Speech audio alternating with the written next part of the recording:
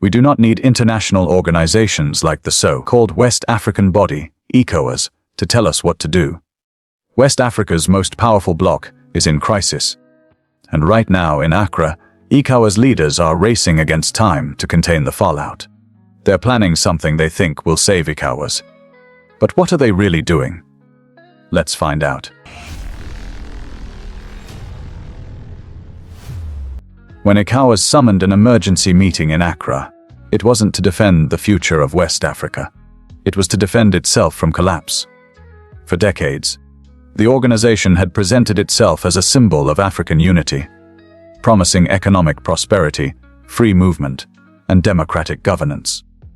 Yet behind the polished speeches and grand summits, ECOWAS operated as little more than a political cartel, a clique of elites more concerned with protecting their foreign alliances and internal privileges than uplifting the people they claimed to represent. So when Niger, Mali, and Burkina Faso turned their backs in January 2025, they didn't just leave a bureaucratic club. They shattered the illusion. ECOWAS had worn a mask for 50 years, and the Sahel nations ripped it off in one historic move. There were no prolonged negotiations, no last-minute compromises, no begging for re-entry. They exited, clean, bold, and immediately unveiled the Alliance of Sahel States, AES, a new structure born without ECOWAS oversight and, most importantly, without the shadow of Western puppeteering. It was a move ECOWAS couldn't predict, and definitely couldn't prevent. Inside Accra's gilded meeting halls, where officials once spoke with the arrogance of permanence, fear now stalked every conversation. Because the real crisis wasn't just 3 nations leaving.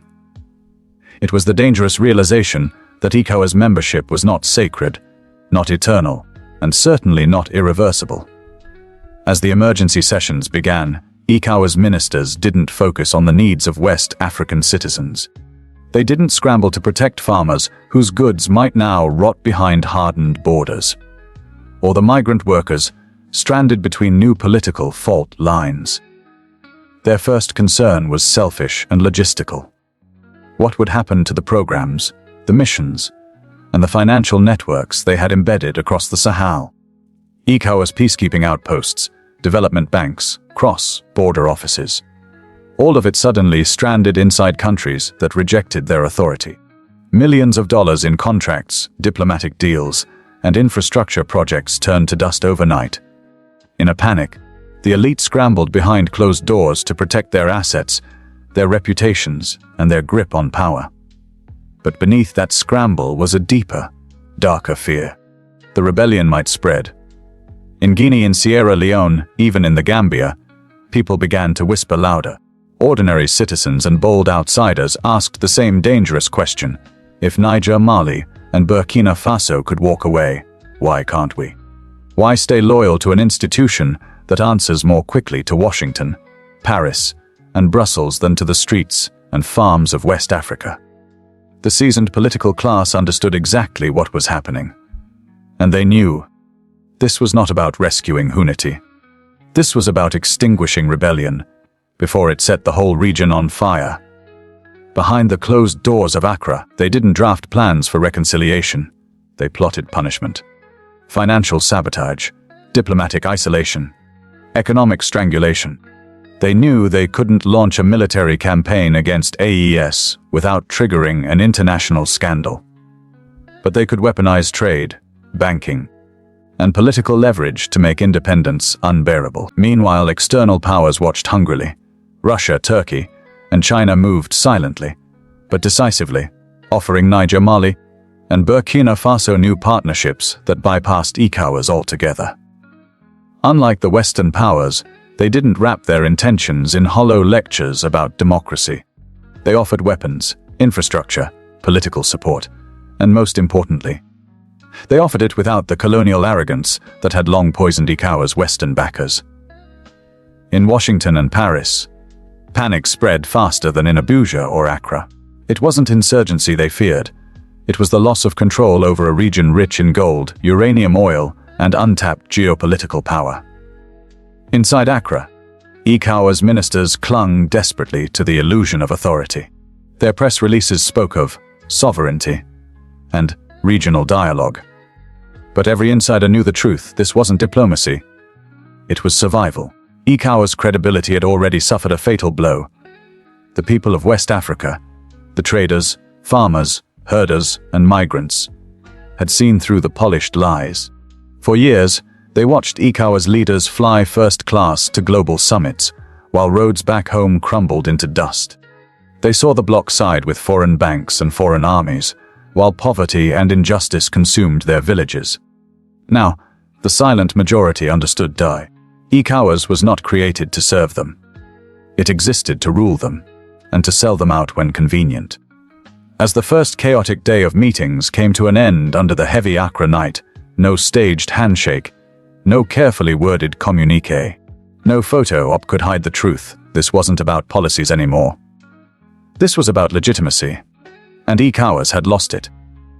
As the limousines pulled away from the conference center, leaving behind a fortress of broken promises, one brutal question echoed in the hearts of those still loyal to Africa's future. Was the death of ECOWAS not a tragedy, but the first true liberation West Africa has seen in decades?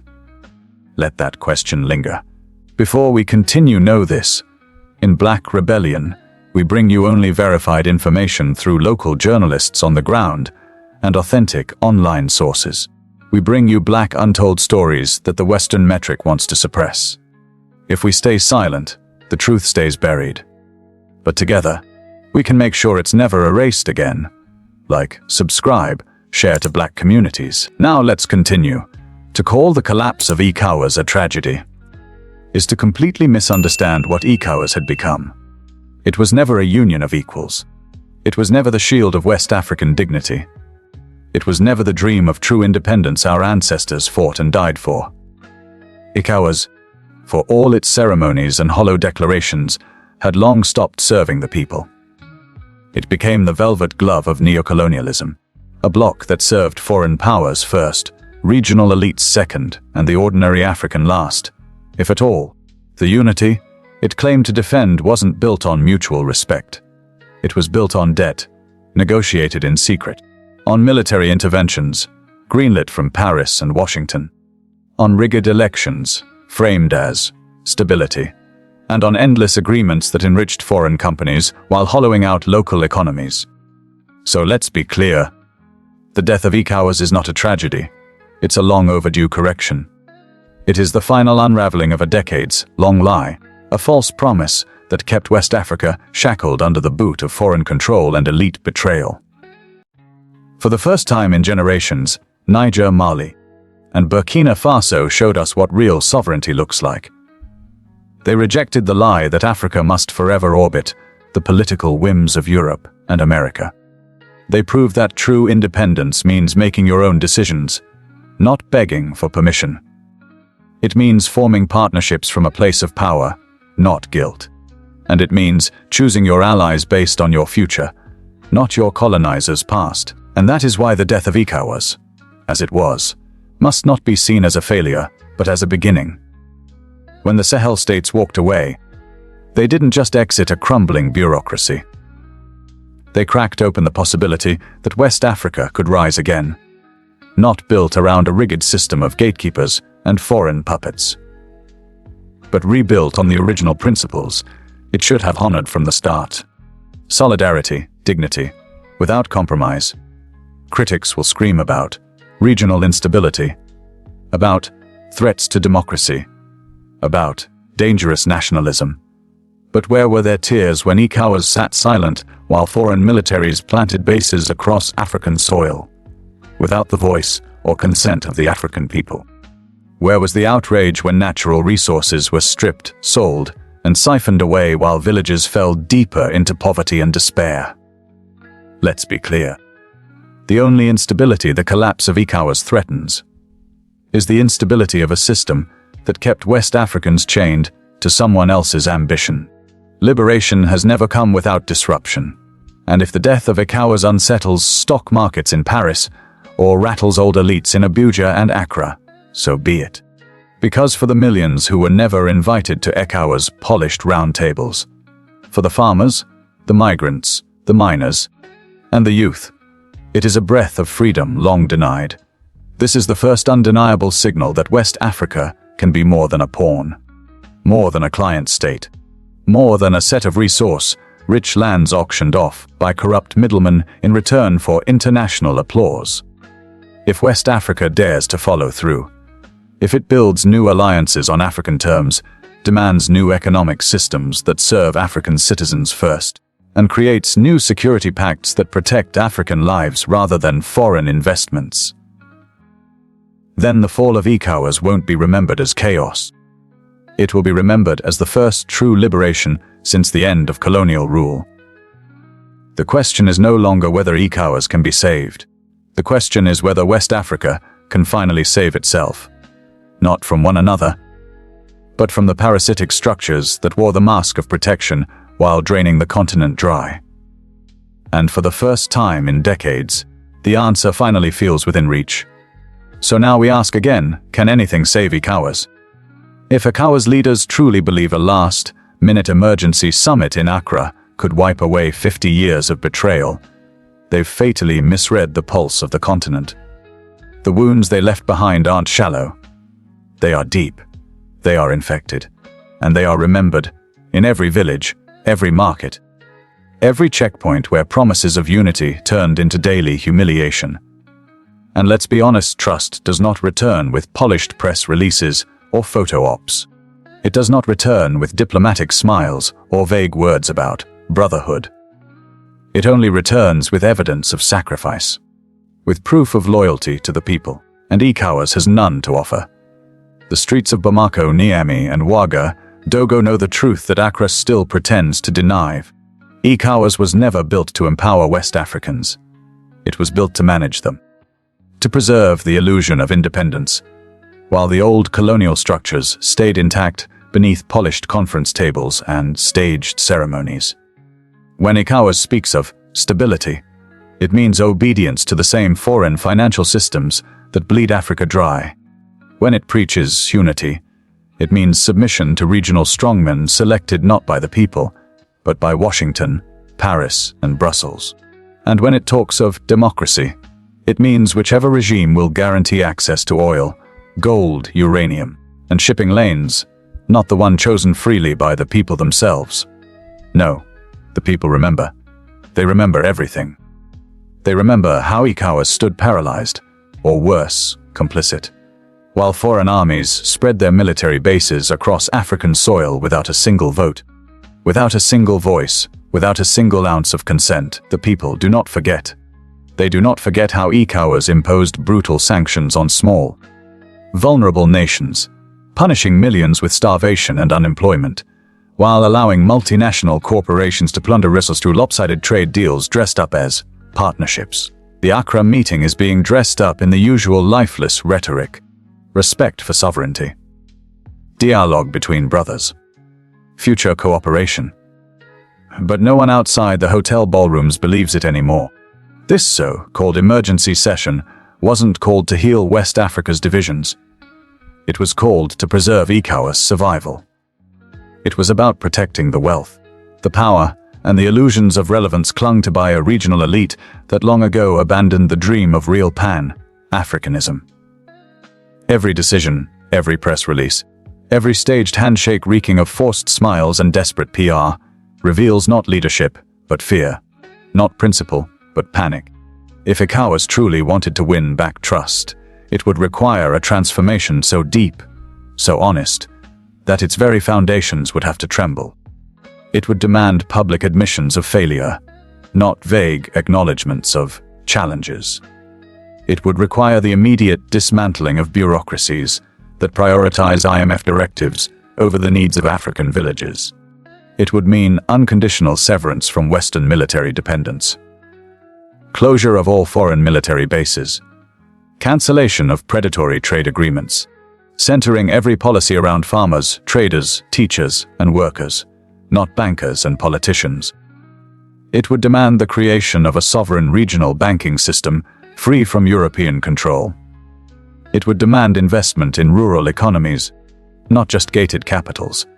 It would demand transparent governance, not backroom deals signed in Swiss banks. It would require putting African dignity before Western praise, African unity before personal power, and African futures before GDP charts cooked up in New York and Paris. But let's be real. Nothing about the Accra meeting, or any meeting planned by the current ECOWAS structure, hints at such a revolution. Instead, every detail screams of a bloc scrambling to protect its image, not its people. A bloc trying to stall for time, just long enough to renegotiate foreign loans, secure new military contracts, and reposition itself in the eyes of foreign empires watching nervously as their grip begins to slip. The reality is brutal, but simple. Trust shattered on this scale is not rebuilt with words.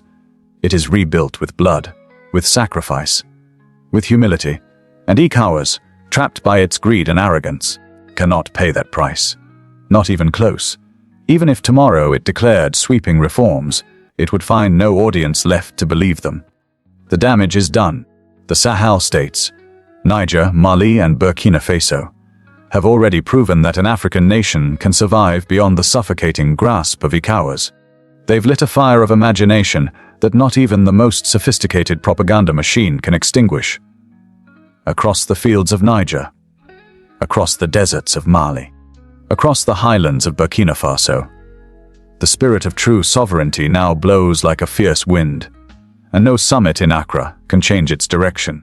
Even the nations still trapped within ECOWAS, tied by dusty treaties and ceremonial diplomacy, feel the pull of something new. A future where West Africans choose their own path, not by the approval of foreign embassies or regional aristocrats, but by the voices of their own people. There is no political theater left that can mask the stench of betrayal. There is no carefully worded communique that can rewrite the lived memory of hunger, humiliation, and hopelessness, the very legacy ECOWAS presided over for decades. And there is no meeting, no matter how urgent, no matter how well publicized, that can erase the burning truth, now etched into the heart of the continent ECOWAS didn't fall. It collapsed under the weight of its own betrayal. The people of West Africa once trusted ECOWAS. They will not make that mistake again. The meeting halls of Accra may still echo with empty speeches, but the real future of West Africa has already moved on, and it no longer wears the face of ECOWAS. While the bloc's aging leaders clutch at outdated legal frameworks and beg for dialogue, the people, in the streets, in the fields, in the border towns, have already chosen a new flag to follow. And it's not the tired blue and white of ECOWAS. It's the bold spirit of the Alliance of Sahel States, AES. A spirit forged not in foreign embassies, but in the blood and will of a new Africa rising. AES did not wait for permission. It didn't ask, negotiate, or beg for the right to exist. It was born out of necessity, out of betrayal, out of a hunger for real sovereignty that no ECOWAS communique could ever satisfy. Where ECOWAS demanded obedience to rules written by outsiders, AES demanded only loyalty to the land, to the people, to the right of Africans to govern themselves, without foreign chains. And in that single act of refusal, the refusal to kneel, AES seized something ECOWAS can never reclaim, the trust of a people who have waited too long for dignity. No matter what statements come out of Accra, no matter how many compromises are offered, no matter how often ECOWAS officials plead for regional unity, the truth is irreversible. AES has already replaced ECOWAS in the hearts of the people who matter most, the farmers, the soldiers, the teachers, the mothers, the youth. Not through propaganda, not through hollow promises, but through action. By standing up when it mattered most. By walking away from a broken house when others were still trapped inside. It does not matter if ECOWAS holds 20 more summits. It does not matter if Western diplomats flood the region with aid, packages to buy back lost loyalty. It does not matter if every screen in Lagos, Accra, and Dakar flashes with slogans about integration and cooperation. The break has already happened, not just politically, but spiritually. The people have now seen a different Africa, one not managed by aging elites, not dictated to by Paris or Washington, but shaped, finally, by African hands alone, and no Accra meeting can unsee what has been seen. AES is still young. It will make mistakes. It will struggle. But it carries something that ECOWAS extinguished long ago, a flame. The belief in African self-determination. The belief that sovereignty is not a slogan, but a reality worth fighting for. And because of that flame, AES will grow. It will not just survive, it will inspire. It will prove that independence is not some relic of the 1960s, but a living, breathing demand of every generation born under the shadow of broken promises. The funeral bells of ECOWAS are not ringing because 3 nations walked away. They are ringing because the very idea that Africans must forever ask permission to be free has finally been buried. In its place stands a new reality, born in the Sahel, spreading across the continent, carried by those who refuse to bow. So yes, ECOWAS can hold its meetings. It can sign its papers. It can parade its diplomats across every television screen. But in the streets, in the fields, in the beating hearts of the people, the future already belongs to something else. Something braver, something prouder, something truly African at last. Its name is AES. What do you think? Can ECOWAS ever make a comeback? And if so, what would it take to earn back the trust of West Africa? Drop your thoughts in the comments. If you want to see more videos like this, raw, honest, and unfiltered, subscribe to Black Rebellion and smash that bell icon so you never miss a drop. We're not here to repeat the same history. We're here to reveal the Black Rebellion, Black existence, and Black untold history they never wanted you to know. Thanks for watching. Until the next video, stay sharp, stay free.